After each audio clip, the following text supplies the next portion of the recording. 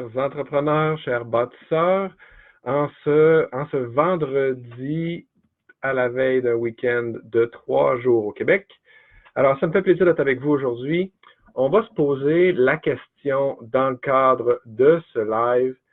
Qu'est-ce qu'on doit faire lorsqu'on reçoit un commentaire négatif sur une vidéo qu'on a mis sur les médias sociaux, un texte qu'on a écrit, un post qu'on a fait, une vente qu'on a, une promotion qu'on a fait. Donc, comment est-ce qu'on doit répondre oui ou non? Comment gérer ça? Comment ça se passe? Parce que c'est pas toujours facile. Alors là-dessus, ben, tout d'abord, ce qui m'a donné l'idée de ce sujet, c'est parce que j'ai une amie qui a vu un commentaire positif, négatif la semaine dernière. Puis elle me pose la question, qu'est-ce que je fais? Qu'est-ce qu'on fait avec ça, Cédric? Qu'est-ce que je réponds? Je réponds pas. Fait que la première chose que j'ai dit, on a bien souri avec ça, mais la première chose que je lui ai dite, c'est, en fait, je l'ai félicité. Parce que quand on reçoit des commentaires négatifs, c'est bon signe, ça veut dire qu'on se met à nu, qu'on se met en avant, qu'on présente, qu'on sort de notre zone de confort, qu'on se positionne, et inévitablement, ça va déranger. Et inévitablement, jamais on va faire l'unanimité, en fait. Et plus on va être polarisant dans ce dont on parle, plus on va avoir des gens qui ne seront pas d'accord. Il faut accepter ça, il faut le comprendre, il faut être prêt à l'affronter aussi. Je vous donne 2 exemples très simples. On a le malheur, et oui, le malheur de vouloir vendre quelque chose, faire de l'argent avec notre expertise. Expertise pour laquelle on a bûché pour gagner, expertise pour laquelle on a travaillé, expertise pour laquelle on a investi.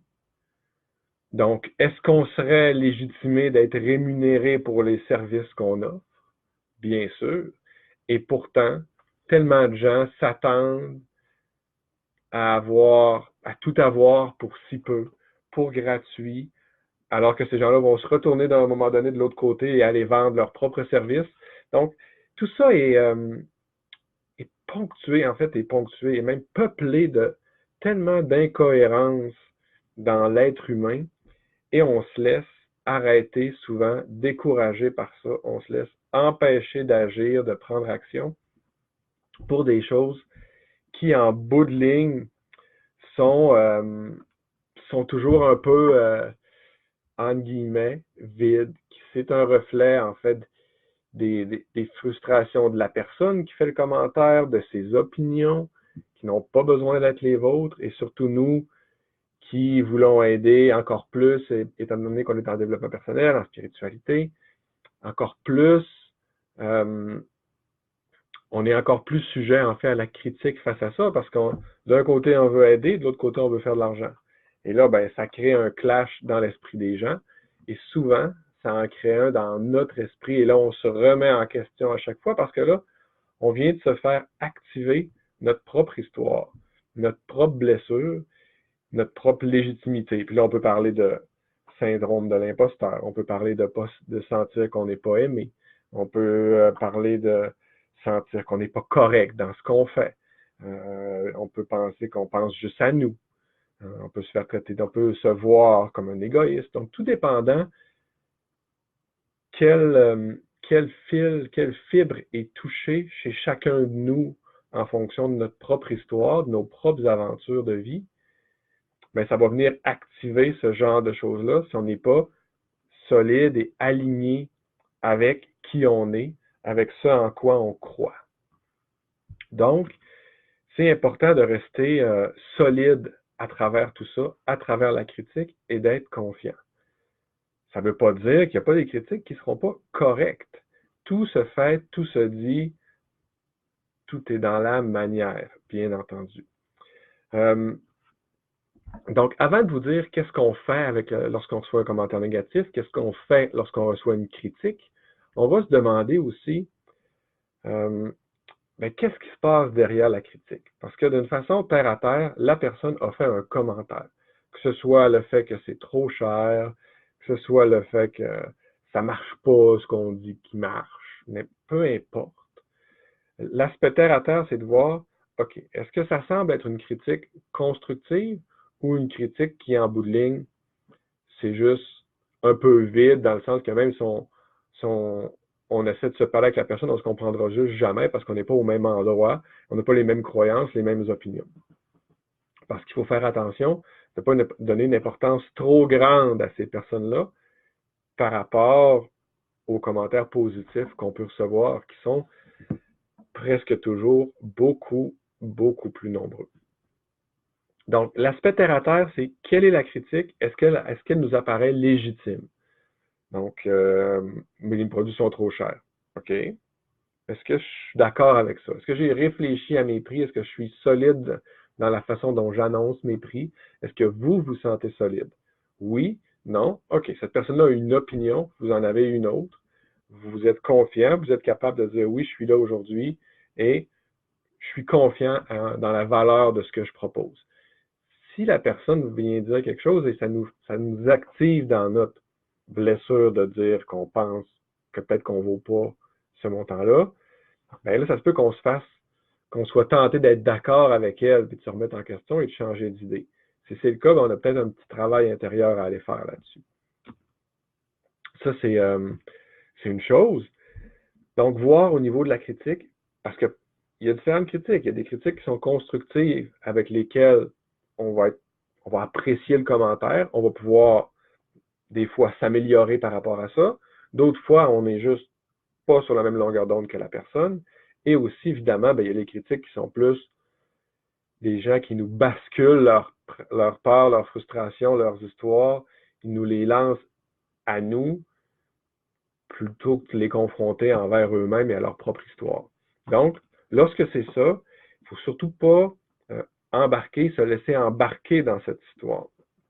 Donc, ce qui est derrière ça, ce qui va être important, ça va être de s'assurer de bien contrôler la discussion autour du commentaire négatif, de bien contrôler comment ça se passe pour ne pas se laisser embarquer dans une saga qui, en fait, n'en est pas une. Donc, je vous donne un exemple bien simple. On reçoit un commentaire, encore là, je reste sur l'élément des prix parce que je le sais que c'est quelque chose qui peut ébranler beaucoup et souvent. Ou surtout, nous, en développement personnel et spirituel, ben, ça peut aussi être sur c'est du n'importe quoi vos histoires. Donc, et ces gens-là, ben, on ne peut pas les convaincre que ce n'est pas le cas. On ne peut pas les convaincre que ce qu'on fait, ça marche et c'est bon et c'est beau.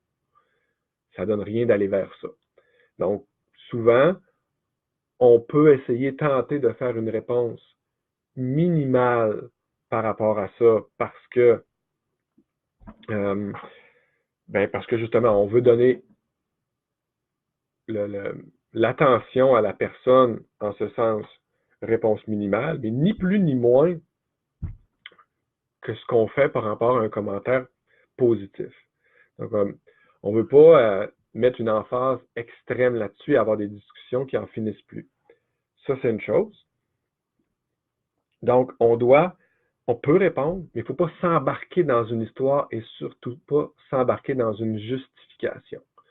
Et souvent, plus notre audience va se développer et va grandir, plus même il va arriver que ça va être vos fans, vos admirateurs qui vont prendre votre défense sur ce genre de commentaires-là. Vous n'aurez même pas à y répondre. Vous n'aurez qu'à remercier les personnes qui le font pour vous. Donc, on reste solide et confiant par rapport à ça. Il faut foncer. Il faut rester intelligent, confiant, solide dans la manière dont on va réagir. Surtout, se donner peut-être un peu de temps avant de répondre, ne pas réagir sur le coup du moment et sur le coup de l'impulsion, de la frustration ou de la douleur. On reste la personne en contrôle de la situation, maître de ses émotions, et surtout la personne qui est un leader, bâtisseur d'entreprise, bien au-dessus de simples chicanes d'opinion ou de critiques négatives un peu vide. Quand c'est pas vide, quand c'est constructif, quand c'est solide, c'est un autre univers. C'est une autre façon de gérer ça. Là, on est plus en mode merci de vos commentaires, quelle bonne idée, c'est vrai, on a ce problème-là, je l'avais comme oublié, merci de me le rappeler, j'en parle à l'équipe, on va voir ce qu'on peut faire pour améliorer les choses. Ça se fait, ça aussi. Et c'est gagnant de le faire. C'est gagnant de répondre aux gens. Ce qu'il ne faut pas faire, c'est entrer dans un mode défensif, dans un mode de justification ou dans un mode de commencer à chicaner avec les autres. On n'a pas le temps de faire ça. Vous n'avez pas le temps de faire ça. Vous êtes occupé, vous avez une entreprise à gérer, vous avez une business à développer. Perdre du temps sur ces réponses-là, c'est perdre un temps précieux que vous pourriez et que vous devriez mettre sur votre entreprise, sur vos relations, sur vos amis, votre famille. Il y a 1 milliard de choses plus importantes que de s'occuper, d'essayer de convaincre des gens qui, de toute façon, ne seront jamais convaincus parce ils pensent juste pas comme vous. Donc, exactement, comme tu dis, mon cher Bernard, trop cher par rapport à quoi? Pas se justifier, surtout pas, c'est la pire chose. On le fait à peu près toujours et à tous les niveaux dans la vie. Je le vois constamment dans mon entourage, je le vois de moi, je le vois des enfants, je le vois de mes clients, je le vois des clients de mes clients, je le vois de mes collaborateurs, je le vois partout. On est souvent beaucoup dans ce mode-là et il faut en sortir. Être logique, non émotif, exactement. Il faut se donner le temps. Et hey, Nancy, salut! Ah oui, t'as collé ma petite formule, je l'adore tellement ma formule. Je parle de celle-là. Ah, vous l'avez collée devant vous, superbe. J'adore Nancy, j'adore. Merci, c'est vraiment gentil, ça me fait vraiment plaisir de lire ça. Alors là-dessus, c'était la petite histoire du vendredi sur la fameuse critique négative qu'on tente d'éviter d'avoir, et alors que plutôt on devrait courir après, parce que si on a des critiques négatives, ça veut dire qu'on s'exprime, on est nous, on est fiers, et notre audience grandit, donc plus ça va grandir, plus on va avoir de commentaires positifs, plus on va avoir de commentaires négatifs, et de façon générale, c'est toujours tellement plus nombreux les commentaires positifs. Alors voilà, là-dessus, je vous remercie à tous et je vous dis à très bientôt. On se reparle la semaine prochaine. Merci d'avoir été là. Bon week-end. Et Nancy, oui, OK, même depuis Sylvain Carufel, wow, ça fait longtemps que vous l'avez. Merci Bernard, merci Nancy. C'est super, là, je suis en train d'en écrire d'autres, Nancy. Là, j'en ai écrit un ou deux autres, je pense que j'aime beaucoup. Là. Je vais voir quand est-ce que je vous les partage. Là. On va voir comment je vais attendre de bien sentir, là, puis je vais vous le dire. Alors là-dessus, bien, à très bientôt, les amis. On se reparle. On se reparle. Salut, bye bye.